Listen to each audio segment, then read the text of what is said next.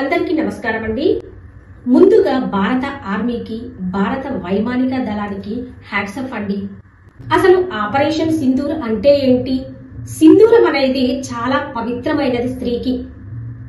మన పురాణాలలో చెప్తారు, పరమశివుడు వివాహం సమయంలో పార్వతీదేవికి సింధూరం అలంకరించాడట. ఆ సింధూరాన్ని ఎంతో పవిత్రంగా, ప్రేమగా, తన భర్తకు రక్షణగా ప్రతి స్త్రీ నమ్ముతుందండి. అంతేగాక రాజుల కాలంలో యుద్ధానికి పోతుంటే కూడా భర్త ధర్మంగా, న్యాయంగా యుద్ధం చేసి విజయం సాధించాలంటూ వీరతిలకం సింధూరాన్ని దిద్దుతుంది ప్రతి మహిళ. అలాంటి పవిత్రమైన సింధూరాన్ని తుడిచివేసిన పాక్ ఉగ్రవాదులకు వినాశనం తప్పదు. మంచి చేస్తే మంచి, చెడు చేస్తే చెడు, వెంటనే గెట్ బ్యాక్ అవుతుంది ప్రస్తుతం కలియుగంలో. మన భారతీయుల సింధూరాన్ని తుడిచివేస్తే మన వీర జవానులు వీర తిలకం సింధూరాన్ని ధరించి 9 ఉగ్రవాద ప్రాంతాలను నేలమట్టం చేసి వచ్చారండి. ధర్మంగా, న్యాయబద్ధంగా ఉగ్రవాదులను మట్టుపెట్టిన మన వీర జవాన్లకు హ్యాట్స్ ఆఫ్. మన దేశంలో ఉన్న ప్రతి ఒక్క మహిళ ఎంతో సంతోషపడుతుంది. మన భారత ఆర్మీని చూసి ఎంతో గర్వపడుతుంది. అందులో ముఖ్యంగా మన భారత ఆర్మీలో ఉన్న కల్నల్ సోఫియా ఖురేషి మరియు వింగ్ కమాండర్ వ్యోమికా సింగ్, ఈ ఇద్దరు మహిళా నారీ శిరోమణులు సింధూరానికి ఉన్న ప్రాముఖ్యత ఏంటో ఆపరేషన్ సింధూర్ లో చక్కగా తెలియజేశారు. పాక్ ఉగ్రవాదులకు తగిన గుణపాఠం చెప్పారండి.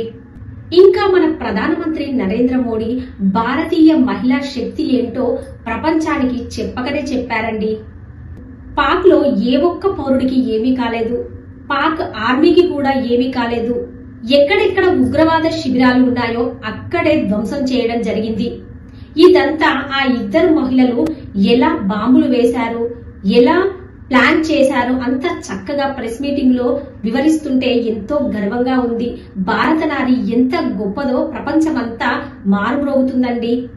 ఒక మహిళ భారత ఆర్మీకి, ఒక మహిళ భారత వైమానిక దళానికి చెందింది.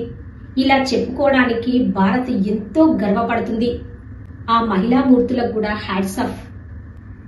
భారతీయ మహిళలు సింధూరానికి ఎంత ప్రాముఖ్యతనిస్తారో, భారతీయ మహిళ సింధూరానికి హాని జరిగితే ఏం జరుగుతుందో ప్రపంచానికంతా భారతీయ మహిళ, భారతీయ ఆర్మీ చెప్పకనే చెప్పిందండి. మన భారత ఆర్మీ పాక్ లోని 100 కిలోమీటర్ల భూభాగం లోపలికి వెళ్లి మరి అక్కడ ఉన్న 9 ప్రాంతాలలో ఉన్న 21 శిబిరాలను ధ్వంసం చేస్తుంటే పాక్ ఏమీ చేయలేకపోయింది. మన వాళ్ళు చేసే ఆ విధ్వంసాన్ని అడ్డుకోలేకపోయింది పాక్. అంతటి దుర్భరమైన పరిస్థితిలో ఉంది పాక్. ఆపరేషన్ సింధూర్కి హ్యాట్స్ ఆఫ్ చేయాల్సిందే. భారత ఆర్మీ పాకిస్తాన్ లోని ఉగ్రవాద శిబిరాలపై దాడి చేసి 140 కోట్ల భారతీయుల గుండెల నిండా ఉన్న బాధను తొలగించింది. గత 14 రోజుల ముందుగా జరిగిన పహల్గామ్ దాడి వలన 140 కోట్ల భారతీయుల గుండెల నిండా ఉన్న ఆవేదనను తొలగించింది మన భారత ఆర్మీ. ఇది ప్రతీకారం కోసం చేసిన దాడి కాదండి. మన భారతీయుల రక్షణను, భారతీయులను కాపాడుకోవడానికి, దేశ రక్షణకు, భద్రతకు, ధర్మాన్ని, న్యాయాన్ని కాపాడుకోవడానికి చేసిన దాడి. ధర్మో రక్షితో రక్షితః. ధర్మాన్ని కాపాడడానికి అధర్మాన్ని శిక్షించక తప్పదు. శ్రీకృష్ణుడు అర్జునికి చెప్పిన గీతోపదేశంలో ఉంది కదండి. భారత్ ఆపరేషన్ సింధూర్ అనే ఒక ఆపరేషన్ తో పాక్ లోని ఉగ్రవాద శిబిరాలను చిత్తు చేసేసిందండి.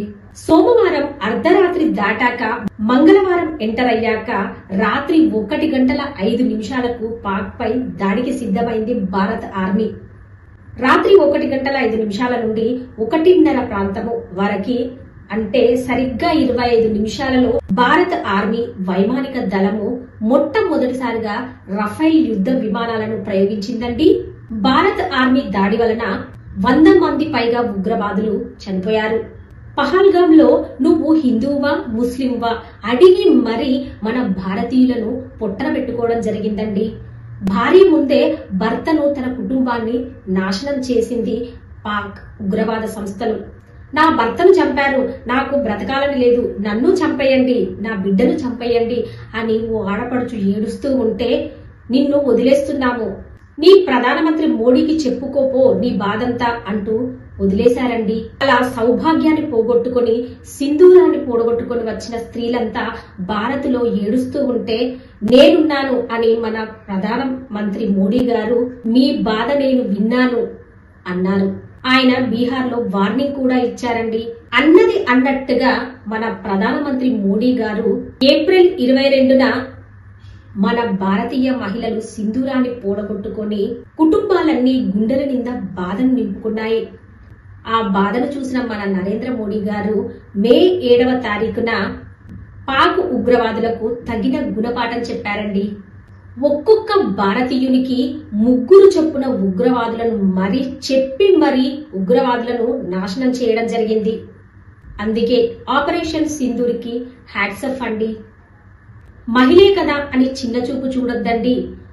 ఆడపిల్లను బాధ పెట్టినా ఆ పాపము ఊరికే పోదు. చూసారా, 14 రోజులు కూడా గడవలేదు 26 కుటుంబాలను నాశనం చేసిన ఆ ఉగ్రవాదునికి తన కుటుంబాన్ని కోల్పోయాడు. వెంటనే కర్మ గెట్ బ్యాక్ అయిందండి. ఎక్కడ మహిళను ఏడిపిస్తారో అక్కడ వినాశనం తప్పదండి. పాక్ తీవ్రవాదులు వివాహితుల సౌభాగ్యాన్ని సింధూరాన్ని తుడిచివేసి వాళ్ళ వినాశనాన్ని వాళ్లే కోరి తెచ్చుకున్నారు. వాళ్ళకి వినాశనం మాత్రం తప్పదండి. ధర్మాన్ని కాపాడుకోవడానికి దేశ రక్షణ కోసం ఉగ్రవాదులను నాశనం చేస్తుందని ప్రపంచవ్యాప్తంగా భారతీయులను ప్రశంసిస్తున్నారు. భారత్ అలా చేయకుండా ఉండాల్సిందే అని ఒక్క చైనా మాత్రమే కాకమ్మ కథలు పిట్ట కథలు చెప్తుందండి. చైనాకే ఇది జరిగితే చైనా ఈ విధంగానే రియాక్ట్ అవుతుందా? మనము చైనాను కన్సిడర్ చేసుకోవాల్సిన అవసరం కూడా లేదు. మనం మన దేశ ప్రజల రక్షణ కోసం ధర్మయుద్ధం చేస్తున్నామండి. పాకిస్తాన్ ప్రభుత్వం మా దేశంలోని ఉగ్రవాదులను భారత్ చంపేసింది అని అనలేరండి. అలా అంటే ప్రపంచ దేశాలందరికీ తెలుస్తుంది పాకిస్తాన్ ఉగ్రవాదులకు అండగా ఉంటుందని. ఏది ఏమైనా మన భారతీయ స్త్రీలకు జరిగిన అన్యాయాన్ని మన భారత ఆర్మీ పాక్ ఉగ్రవాదులకు గట్టి సమాధానం ఇచ్చింది. ఏది ఏమైనా మన భారత ప్రభుత్వానికి, మన ప్రధానమంత్రి నరేంద్ర మోడీ గారికి మరియు మన భారత ఆర్మీకి, వైమానిక దళానికి మరొక్కసారి ధన్యవాదాలండి. జై భారత్, జై జై భారత్.